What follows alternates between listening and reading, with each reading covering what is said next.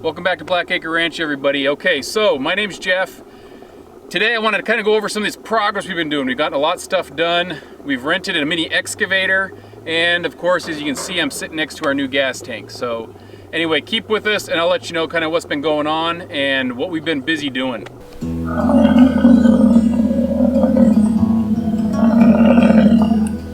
This is a 330 gallon tank, 320, whatever, give or take.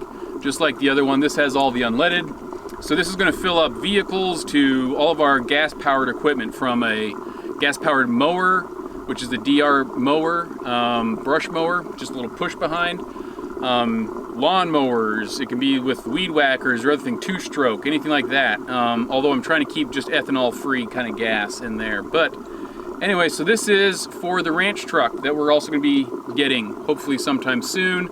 I'm not sure which vehicle. Either I incorporate one that I already have or I buy something different. But so we're gonna get a vehicle. I don't know if you can hear this, but I have to keep a watch because this doesn't have an automatic shut off. So once the sound changes, I'm done. And so anyway, so we got this. My goal is to take that other 330 gallon for the diesel tank and sit it right over here, right where you're at. And then I will put a covered awning thing over here, and this will be the gas fill up spot.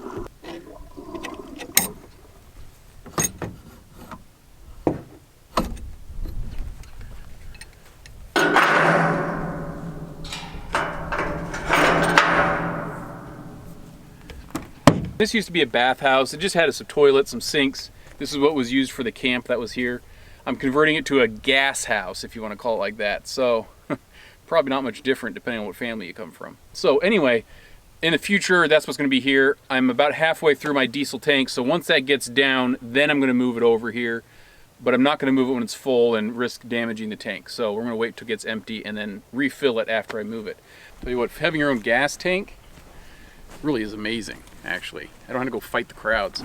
If you are wondering, it's regular priced gas. It's not discounted, and it's, you know, you got your delivery charge and whatever, but it's just a whole much more convenient to just be able to store your own gas here, use it on your vehicles, whatever as you need for the ranch, and then having to always go into town, grab 5-gallon buckets and so forth, or containers. So anyway, so the next things that we're talking about today are, of course, the buffalo behind me, and this is all for the buffalo. All right, we've had ourselves some time. It has been Christmas time, and we've had the opportunity to get a mini excavator, okay? I don't own one. I would love to buy one, but I just can't justify 30, 40, 50,000, okay? And I don't want one of those little podunk things that are no wider than a bathtub. So we got one, and it was under a time slot, time limit of 40 hours, and I had 1 week. And so I didn't catch any video of me personally doing stuff explaining as I went through this whole process. So this is going to be me telling you what I did do previously, and it's all for the buffalo, and here's the reason why. These ladies are getting so fuzzy. Yeah, you are. Even Ahmed is getting kind of fuzzy. Oh, wait, Bartok, my bad. Actually, I haven't seen Ahmed yet, but these girls are getting fuzzy, and I hope a lot of them are pregnant. We'll see. It's come time that I need to really get stuff moving on this handling facility and figuring out what we're going to do with our buffalo after we work them. And there's a whole, I don't know if you call it a pasture management plan, if you call it just a ranch plan, if you just, whatever it is, you need to know what you're going to do with your buffalo, how you're going to sell them, how you're going to move them, how you're going to grow them, how you're going to split them up and divide them based upon feed, based upon purpose, cow, calf, do you hold some back for slaughter, all that stuff. So back behind me right here is our squeeze chute, right? We've had it for a while. It's parked here. We are actually going to be moving that into this pasture where the buffalo currently are at. So that's where they're going over here, but that means everything backwards over here needs to be set up for some little pens, okay? We have a basketball court over here. Let me go show it to you what it looks like. I'm standing in the middle of this asphalt pad. This pad is 300 and about 30 feet long, and it's 100 feet wide. And this is sitting, you can see with a buffalo way back over there, it's sitting kind of right next to it. What I want to do is put stuff up here for pens to support our calves, okay? Our operation is going to include the sale of meat, and for that we need to be able to grow from our calves to the yearling stage and then do finishing and then butchering. we need a place to put them. I do not want to have my calves with the moms 24/7, 365 days a year, okay? They will naturally wean, I get that. Sometimes there's complications with naturally weaning. Sometimes some calves don't want to wean at all, right? It's kind of like some people that don't, anyway. But anyway, so I'm going to wean the calves, and typically around 6 months-ish, when the baby's there, the weaning process can begin, and then maybe finishes up by 8 to 10 months, and then the moms prepare for the new calves around April, May, all right? So once I get this handling facility done, and are able to work them, I want to have a place to store my calves. And then that's also going to include a place to store some yearlings as well, which are going to be 4 months after I start the weaning process, which I will admit, I'm behind this year, but hey, we can only do so much with what time we've got. So we're getting it done, but we're trying to do it as fast as we can. So all of this asphalt has to come out, okay? Actually, that was my plan from the beginning. So I got myself a mini excavator thinking, hey, that'd be great. I tried it with my tractor in the bucket, and from the edges, when I tried going into it, all I did was dig in. I didn't get traction on the sandy soil, and it just felt like I was going nowhere. I probably still didn't know what I was doing, and maybe that was part of the problem. But anyway, starting around the edges was actually pretty rough. So this mini excavator was a godsend. It was really useful, okay? So what I did was I started in the far corner, and I kind of trimmed out the side, okay? And I came down here. And I left myself like 10 feet on the one side, and I tried to dig up as I went around and dumped it on my right. Some of this stuff I dumped over here in the grass. If I was to do this again, never would I have dumped here in the grass. There's a couple of things. You notice that the excavator's not here anymore. And we actually don't have all this asphalt removed, okay? The first day I worked alone, and I got myself about an 8 foot, 5/8 foot around the whole top side, 100 feet. And I came down here about 100 feet to about this next goalpost. And in this dirt, you can see the mini excavator, because I'm not perfect with it, I'm just digging it out a lot. And it's just making it hard. And the other sucky part was it didn't even come with a thumb, so I couldn't grab this stuff. If you're gonna get one, get a thumb, okay? But it was super difficult, all right? Now this is a sample of the asphalt.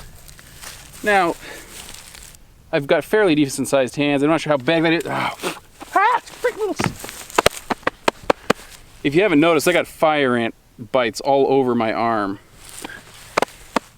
from working in a different spot with the excavator. They like you. Son of a monkey. Anyway, so the asphalt's about 1.5 inches thick, give or take. All right, it can get thicker, it can get thinner. But I've just got all these other little pieces. And I feel like I've just been building them up over here. So the first day I probably only got about 5 hours in. And I was only able to get the trimmed side. I'm like, gosh, dude, this is gonna take forever, right?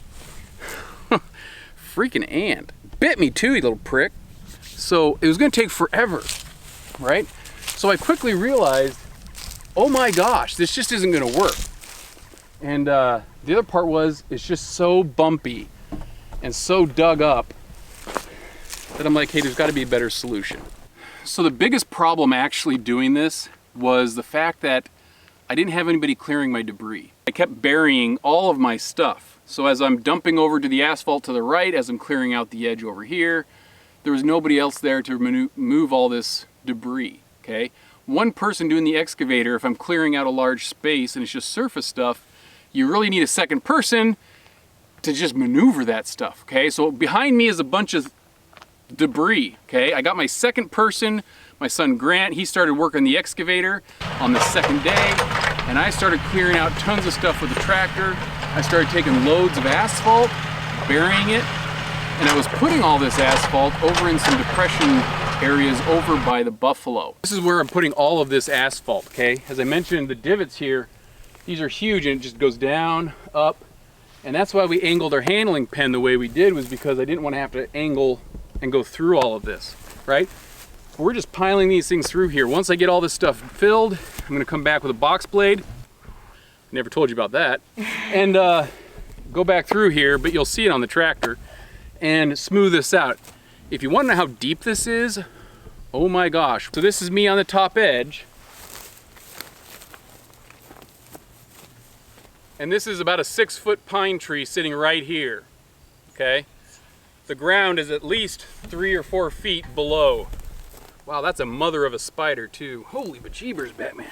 So I'm filling this out because the idea is I want to be able to mow here. This will be pasture section for 5, and I want to be driving this direction some to cut a line. Where the asphalt falls short, we will kind of try and smooth it out as best we can and see what happens there. So in doing all this, Grant, he would work the excavator and he would be pulling up, and he started working here and he would dump it on this asphalt. And I come along with the tractor and I come in on the side and I just clear. And then I would clear enough and then make these piles that you just saw. The tractor was able to start doing some of this excavation as long as I could actually get some grip on the ground. Under this asphalt is this kind of ironish clay, gosh, I know, it's like a lignite or something. It's like this really hard stuff we've got everywhere else except sand, right?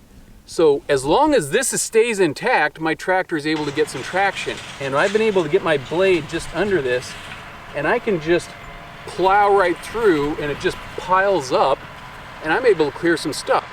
By the end of the second day, I cleared in about 2 hours, 3 hours, as much as my son did in the excavator in 8 hours. I found that I was just peeling this stuff right up.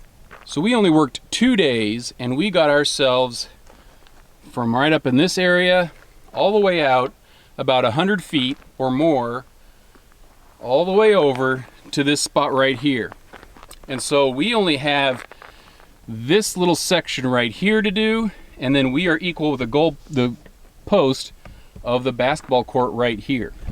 So because I saw that my tractor is able to actually do a lot of this, I thought, you know, there's better uses for the excavator, because the excavator is making it more difficult, and again, it's probably because of operator error, to get some of this up.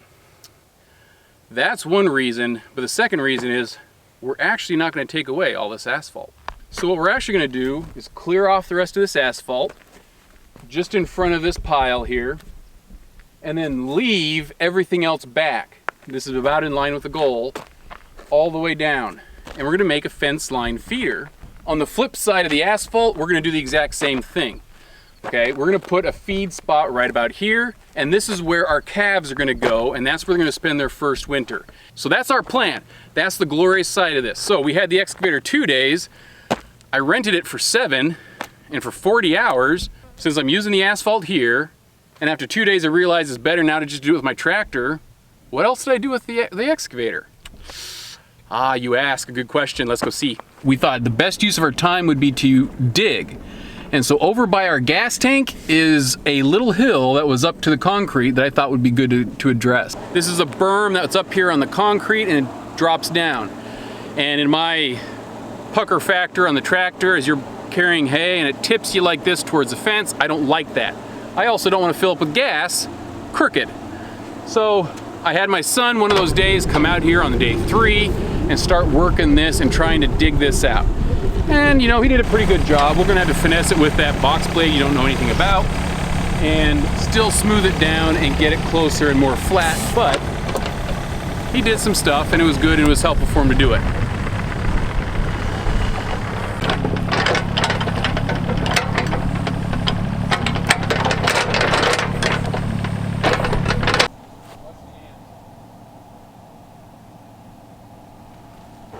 This is the second project we did with it. Now here's the third. So day number 4, when I got back to start doing some stuff, my goal was to spend time next to the 2.5 acre pasture here and level this out. Okay, this is the original spot we mulched back in like episode 10, I swear, whatever it was. I'll put a link up to it over here for you if you want to see it. But we mulched this and it's always been a little squampus. It's always been on a hill that slopes this way, and then it starts to tip down, and there's a couple spots where it really has some depressions. I freak out driving my tractor down this with any kind of load. It really does, it bothers me. So we decided to cut this stuff up and try and cut into the hillside.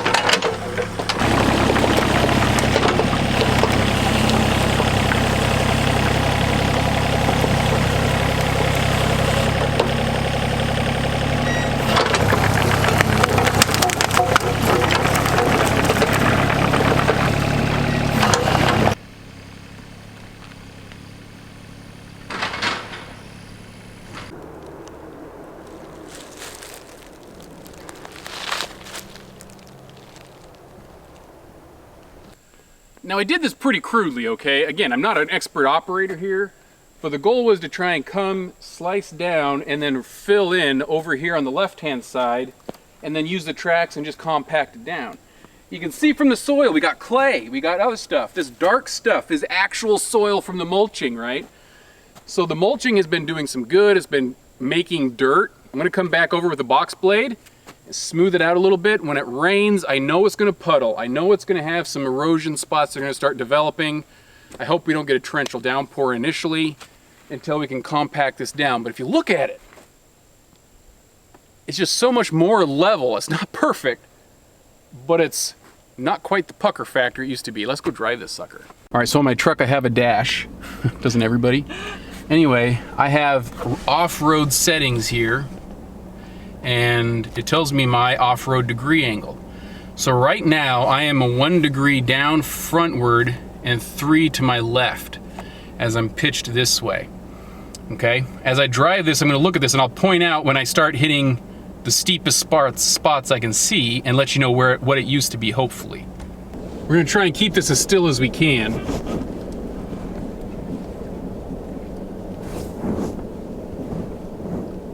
So right now I'm actually tipped down forward 7 degree angle, so it's half as steep now, but I'm straight. I'm not tilt any side to side at all.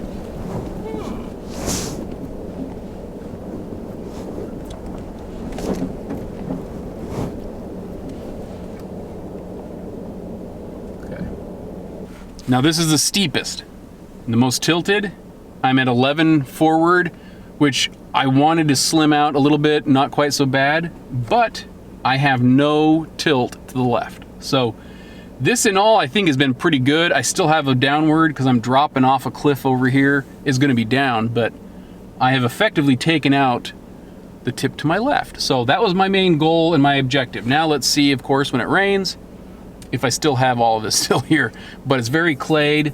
I hope it'll run off, and of course I'll have puddles, and eventually I'd like to kind of get some rock on this and cut a better edge on the high side up against the hill to allow a drainage downward, so that way it doesn't cross the road.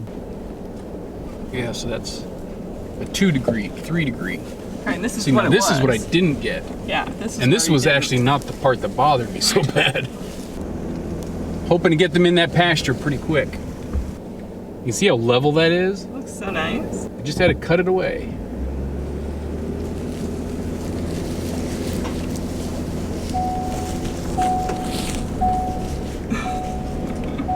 This is all over the place, but oh wow, this is so much nicer to drive on.